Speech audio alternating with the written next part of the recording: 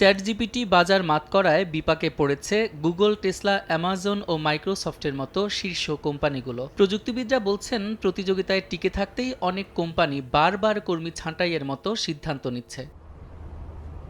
সম্প্রতি আবারও 10% কর্মী ছাঁটাইয়ের সিদ্ধান্ত নিয়েছে সার্চ ইঞ্জিন গুগল। শনিবার সংস্থাটির প্রধান নির্বাহী সুন্দর পিচাই এই ঘোষণা দেন, যার মধ্যে অপ্রয়োজনীয় কর্মীর পাশাপাশি আছেন ব্যবস্থাপক, পরিচালক ও ভাইস প্রেসিডেন্টের মতো ওপরের সারির কর্মীরাও।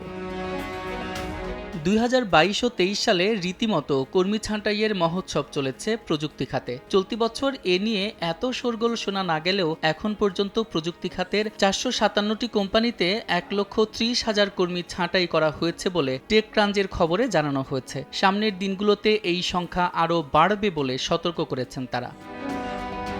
চ্যাটজিপিটির মতো নতুন আরও কিছু প্রযুক্তি বাজারে আনতে যাচ্ছে ওপেনএআই। এর ফলে সামনের দিনগুলোতে কর্মী ছাঁটাইয়ের ধারা চলমান থাকবে বলে সতর্ক করেছেন প্রযুক্তিবিদরা। সাদিক হাসান ইমন, সময় সংবাদ।